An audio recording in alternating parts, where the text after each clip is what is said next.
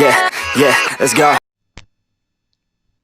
अगली heading Gauss theorem या Gauss law. ठीक है, लॉ क्यों? क्योंकि ये ऑलरेडी प्रूफ करा हुआ है साइंटिस्ट के द्वारा।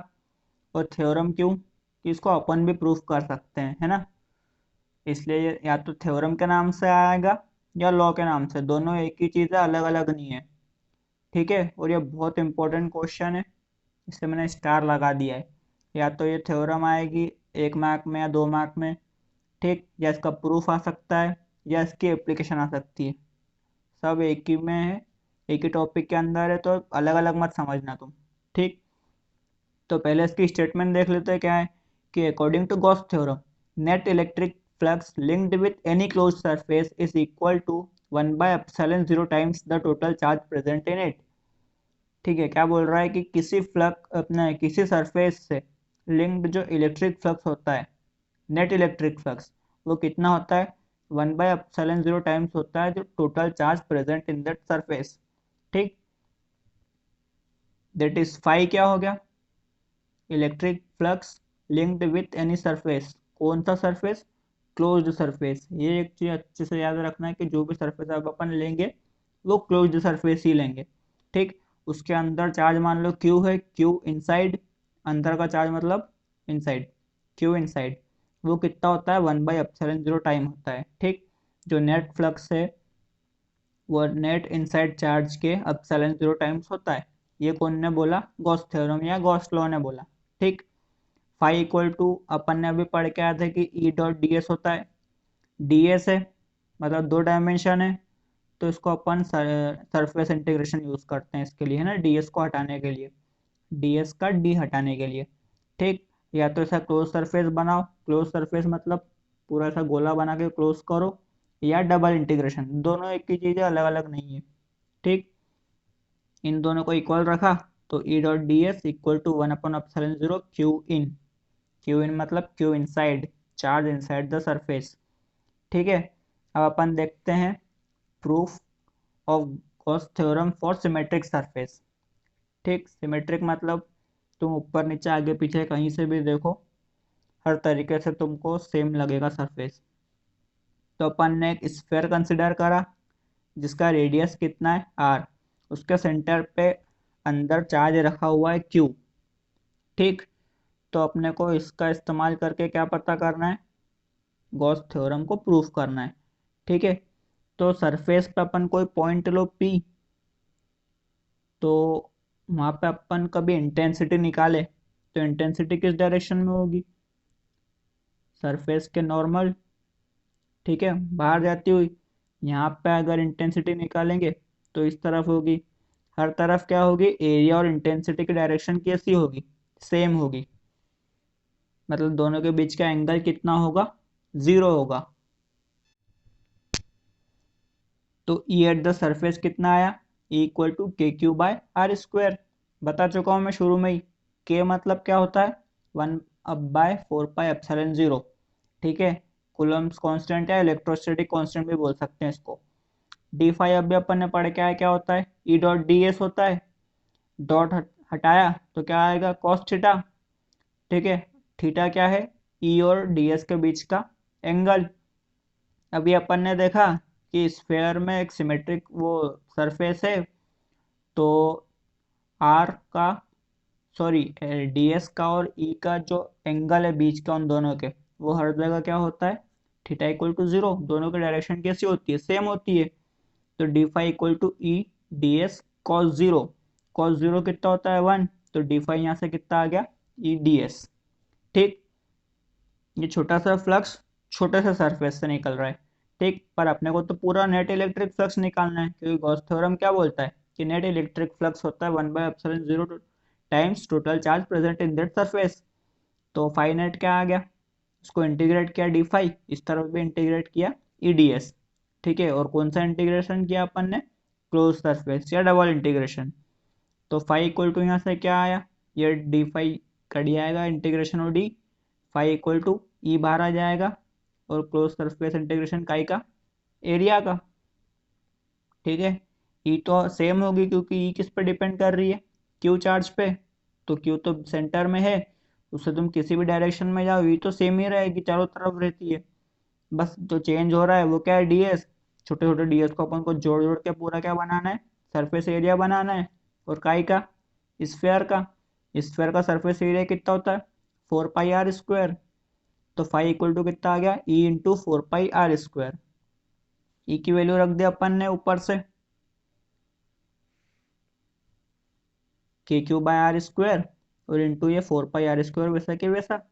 आर स्क्वायर से आर स्क्वायर कट गए, बचा क्या यहाँ पे, phi equal to k³ into 4 pi. ठीक है, k की वैल्यू क्या होती है, 1/4 पाई एप्सिलॉन 0। तो फाई इक्वल टू के की जगह अपने लिखा 1/4 पाई एप्सिलॉन 0, क्यू उसकी जगह पे, और 4 पाई भी वैसा के वैसा। 4 पाई से 4 पाई कट गया, फाई इक्वल टू कितना आ गया, Q/एप्सिलॉन 0। और यही तो क्या थी, गॉस थ्योरम। हो गई प्रूफ।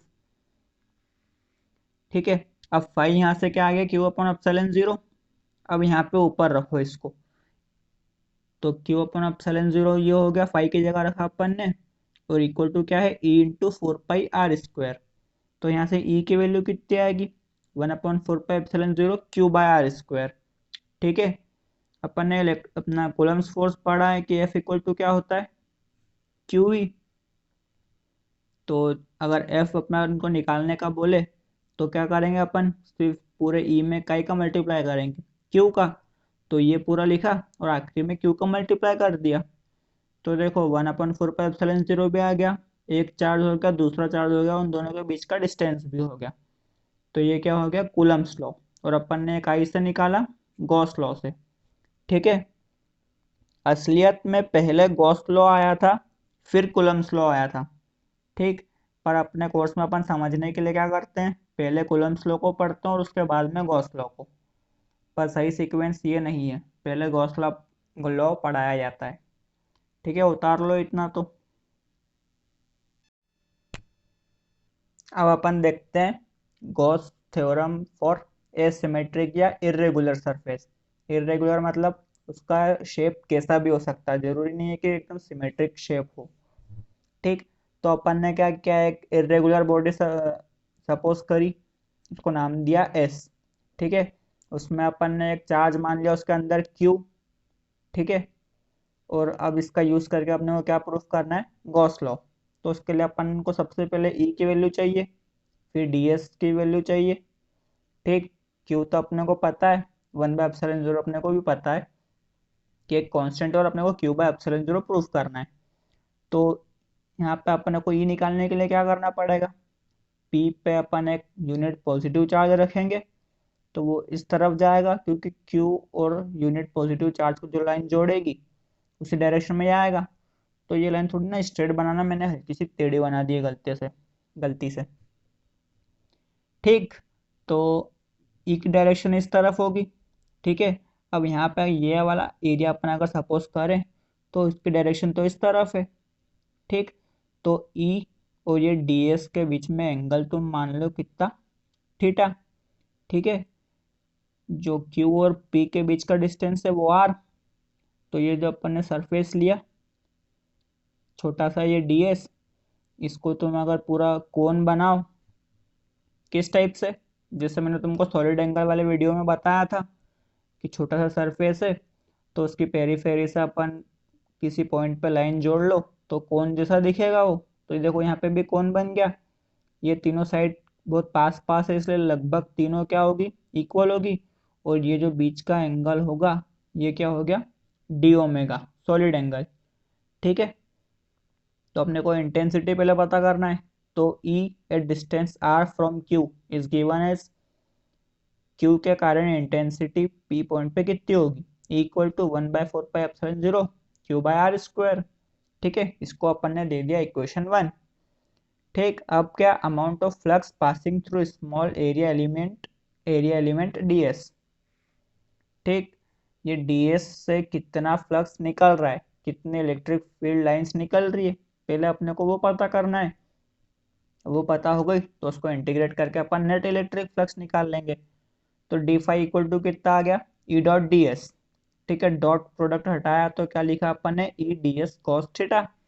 ई की वैल्यू रख दी 1/4 pi epsilon 0 Q/r square, 1/4 pi epsilon 0 Q/r square. और ये डी एस कॉस थीटा वैसा कि वैसा। अब ये डी एस कॉस थीटा और आर स्क्वायर तो अभी मैंने बताया था सॉलिड एंगल में होता है ऐसा कुछ, तो उसको अपन ने साथ में लिख लिया।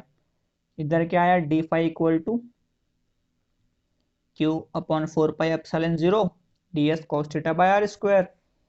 ये D S cos theta by R square क्या होता है, solid angle subtended by S. ठीक, ये जो सरफेस है ये पूरा कितना सॉलिड एंगल सबटेंड करेगा, उस उसको क्या बोलेंगे अपन, solid angle subtended by S. ठीक है, इसको डी ओमेगा से डिनोट करते हैं, छोटा सा सरफेस अभी लेके चल रहा है इसलिए डी। ठीक, तो ये छोटा सा एंगल होगा डी ओमेगा। तो डी फाई इक्वल टू कितना आया, क्यू अपन 4 पाई एप्सिलॉन 0 डी ओमेगा। अपने को डी फाई तो निकालना नहीं, अपने को पूरा फाई नेट निकालना है, नेट इलेक्ट्रिक फ्लक्स। ठीक है, तो फाई नेट निकालने के लिए या डी हटाने के लिए अपन क्या करते हैं, इंटीग्रेट करते हैं। और सरफेस है पूरा क्लोज सरफेस, तो इंटीग्रेशन भी कौन सा होगा, क्लोज सरफेस इंटीग्रेशन या डबल इंटीग्रेशन। तो इधर क्या अपन ने दोनों तरफ इंटीग्रेट, क्यू कांस्टेंट होता है, 4 कांस्टेंट है, पाई कांस्टेंट है और एप्सिलॉन 0 भी कांस्टेंट है। चेंज क्या होगा, सिर्फ डी ओमेगा। ठीक है, तो डी ओमेगा टोटल कितना होता है, मैंने तुमको अभी बताया था सबटेंडेड एंगल अपना सॉरी सॉलिड एंगल के वीडियो में, कि कितना होता है टोटल, 4 पाई होता है किसी भी सरफेस के लिए। तो यहाँ इंटीग्रेशन डी ओमेगा की जगह क्या लिखेंगे अपन, 4 पाई। तो 4 पाई से 4 पाई कट जाएगा, तो बचेगा क्या यहाँ पे, Q upon epsilon 0। D omega equal to 4 pi लिखा, तो फाइनाइट कितना आ गया, क्यू अपॉन एप्सिलॉन 0 या क्यू इंटू 1/एप्सिलॉन 0। और ये क्यू क्या है, charge inside the close surface. ठीक, तो ये एसिमेट्रिक ऑब्जेक्ट के लिए भी प्रूफ हो गया और सिमेट्रिक के लिए भी।